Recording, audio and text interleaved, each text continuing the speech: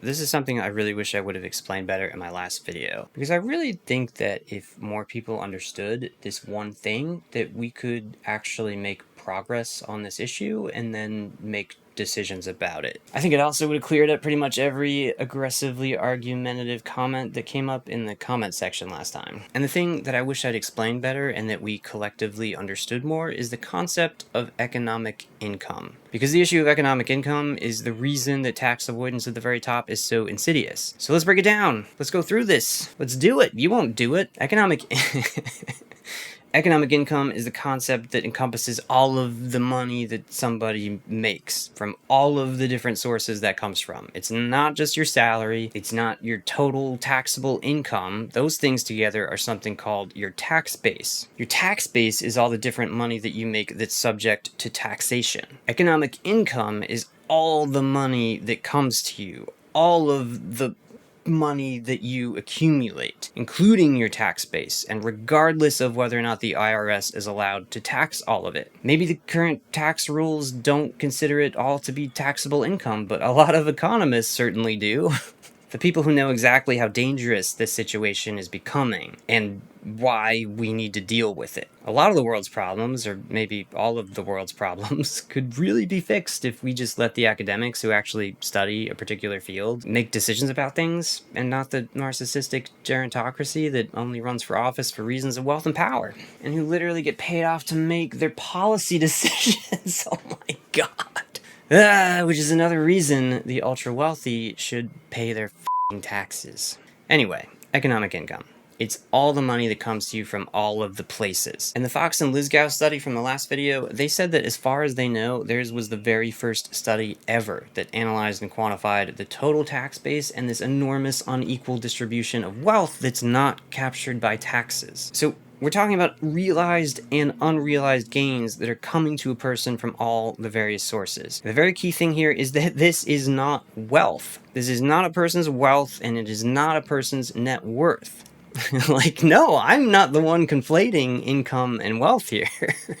This is actually the reason I'm doing this entire video, to explain this to you. This is why this is such a huge problem, because no one is even aware of this concept, and that's why we can't even talk about it effectively. So when you calculate economic income and you do the math and you find out the numbers, they're just completely absurd. For the top 1% in America, unrealized gains currently make up 33% of their annual untaxable economic income. And for the tippy top 0.1%, unrealized gains make up half of their yearly economic income. The total dollar amount that adds up to for the top 1% in aggregate, like the actual money that they earn and don't pay taxes on, that's $23 trillion. Trillion with a T. And that's yearly, like every year. If you just slapped even capital gains taxes on that, which are much lower than income tax, you'd come away with an extra $3.5 trillion in the tax pool. Just think about this. Just like really think about this. The richest 64,000 people in America, who make up less than 0.05% of the population, they hold as much money in unrealized capital gains as the bottom 84% of the entire United States population. $1 out of every $18 just goes right to them in this area of income. And that is rapidly increasing because the discrepancy is already triple what it was in 1989 when we started measuring this. One thing that I think is happening is that people either misunderstand or deliberately avoid the tiny number of people that we're talking about here. I think some people genuinely believe that we'll be hurting them with extra taxes or hurting the, quote-unquote job creators, but that's not what's going to happen in any serious proposal about taxing a true and fair rate of economic income at the top percentage of earners. If you watched my last video, you know that the ultra-wealthy also use this super secret rich people trick called dying, and dying makes all their unrealized gains completely untaxable, but more on that in the previous video. Here we can see the percentage of taxes paid juxtaposed against the percentage of income made according to income group. It's worth noting that the 2024 data is an estimate built into the model they used because the IRS hasn't finalized the full data yet, and maybe this looks reasonable to you, or like pretty fair. until we start to think about the fact that this is taxable income. And then we take an additional look at all the money that can't be captured by our tax system the way it currently operates. This chart shows the percentage of income that's a part of the tax base and then the percentage that's made of unrealized gains. My point here is that this is income, and economists think it is too. Why don't some people think that when someone's money goes up, they're making income? That's just very bizarre to me. It's just, I mean, this whole thing doesn't exist, I guess. Colloquially, we call any tax on unrealized gains a wealth tax, but I think that's an enormous misnomer, and I think we're doing a real disservice to ourselves by saying it that way. Because we're not taxing wealth, we're taxing income. And people politicize the phrase wealth tax very effectively, and they make straw man arguments about how we just want to take all the money that rich people have, just like take it all and redistribute it to all of us poors, which is not, as far as I know, an idea that any serious person has ever really advocated for, outside of, I don't know, 1789. And we have even worse wealth inequality now than they did then, by the way. So that's fun. One of the most common arguments these days for not taxing rich people is the fact that they pay just a gigantic dollar amount in taxes, and I addressed that in my last video, but it just keeps coming up, so we're gonna do it again. And the reason that they pay that amount of taxes is because that's what they owe in taxes.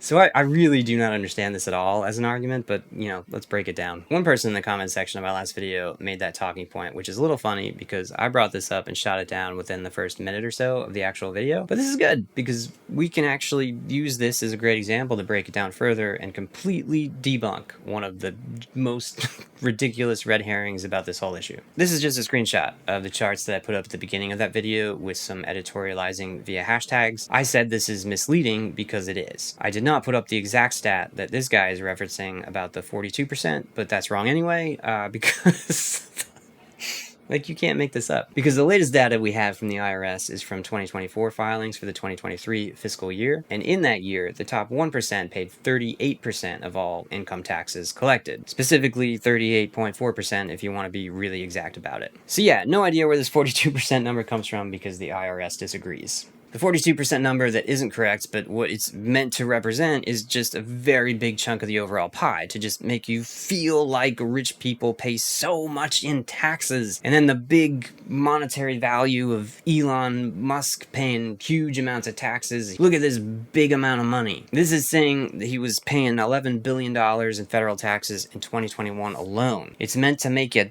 tingle inside, and that's supposed to drive you to the belief that rich people just pay so much money in taxes.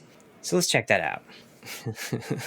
Okay, this is hilarious. But this first result on the SERP is a CNN piece that's saying that Elon paid the $11 billion, which was not just federal taxes, by the way, and also that Tesla paid nothing at all that year. And it was a situation you can read about in the article that I put it down below, and it led to one economist saying, quote, "It defies common sense, but it does not defy the tax code." And therein, my dearies, lies the entire point of this enormous problem. That statement really sums the whole thing up. I also just cannot for the life of me even understand why this argument exists. Why this person or anyone else thinks that Elon's 2021 tax bill is a reason that we should not increase taxes on the ultra wealthy. Elon moved money around that year, and he made transactions, like he sold shares and exercised 23 million Tesla stock options. So he did things in ways that accrued that amount of money in taxes that he then owed. Like, what even is this argument? Elon shouldn't have to pay taxes because he owed a lot of them? What the fuck?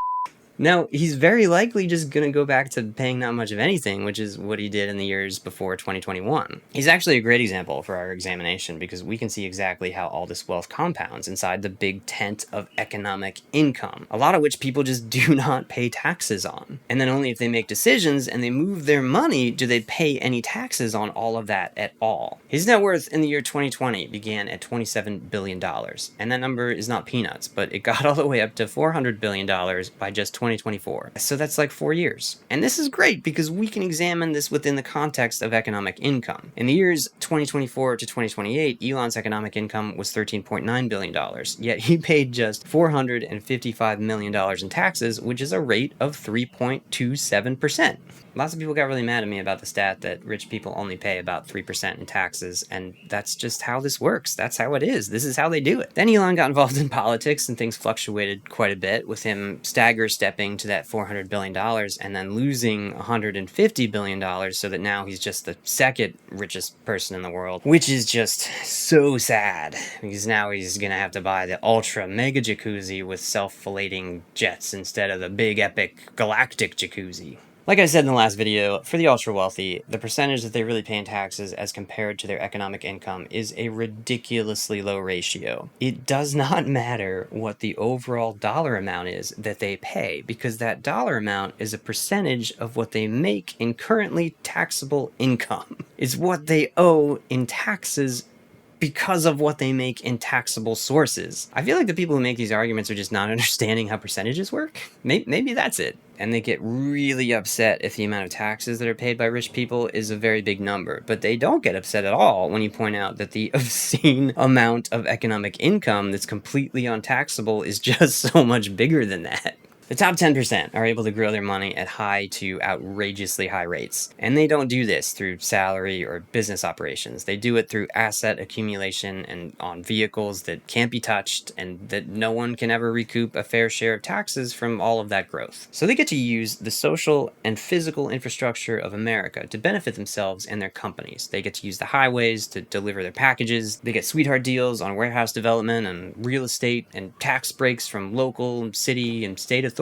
And then they get to just not pay their actual real share of taxes on the money they make. I honestly don't know how you could argue that if someone is making money, they just shouldn't pay taxes, but that's where we are. The people taking advantage are the people in the top wealth brackets who've maneuvered their way around our tax code and made it so that they can just not pay back what they owe into the system that, made them all of their money. Because economic systems and societies create jobs, and demand creates jobs. One person does not create jobs. Unless you're hiring someone on Fiverr to, mow your lawn. And even then, you're using an entire system to do that somebody else built and other people work on. Anyway, I just want everyone to actually recognize that we really need to be talking about this exact phenomenon. When the numbers go up, they should be taxed. This is not my opinion. This is a pretty well-established economic principle right now. The fact that some tiny percentage of the population can just accumulate immense, incomprehensible wealth in categories that just can't be touched is completely insane.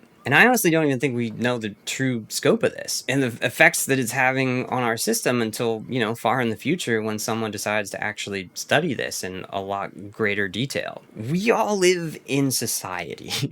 We all need to get together and play in the pool together. You can't just have a couple of bazillionaires all peeing in the pool and telling you it was the immigrants.